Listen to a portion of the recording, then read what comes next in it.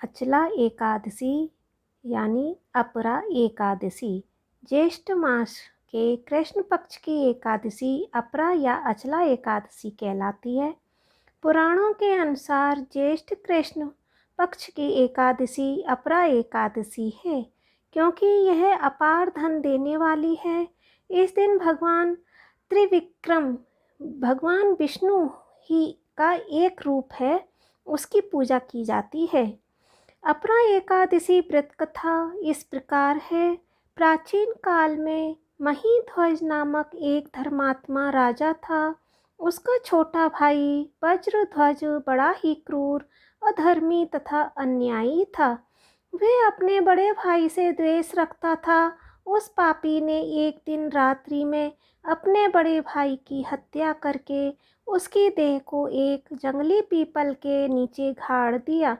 इस अकाल मृत्यु से राजा प्रेतात्मा के रूप में उसी पीपल पर रहने लगा और अनेक उत्पात करने लगा।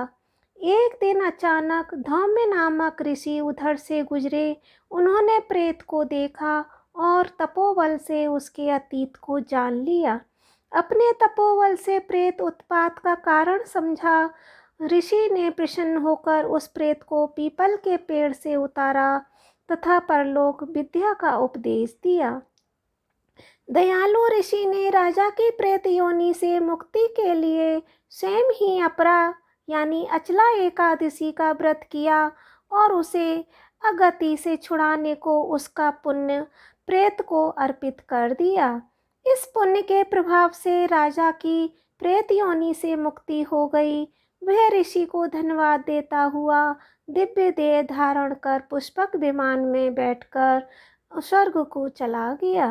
अपरा एकादशी व्रत विधि। एकादशी के व्रत में व्यक्ति को दशमी के दिन सूर्यास्त के बाद भोजन नहीं करना चाहिए।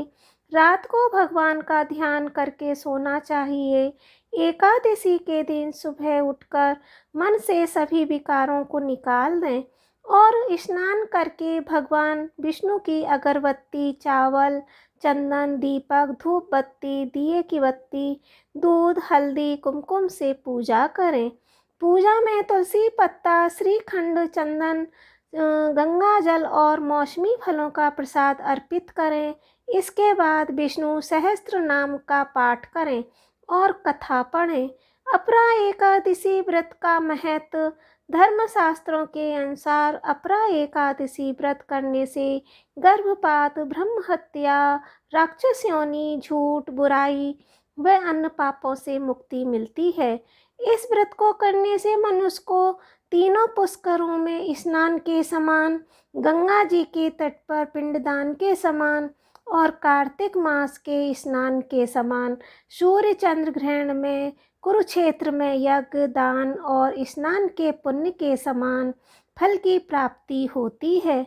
जो व्यक्ति पूरे विधि विधान से अपरा एकादशी व्रत करता है, उसे सौभाग्य की प्राप्ति, पापों से मुक्ति और मृत्यु के बाद भगवान विष्णु का धाम प्राप्त होता है। ओम नमो भगवते वासुदेवाय।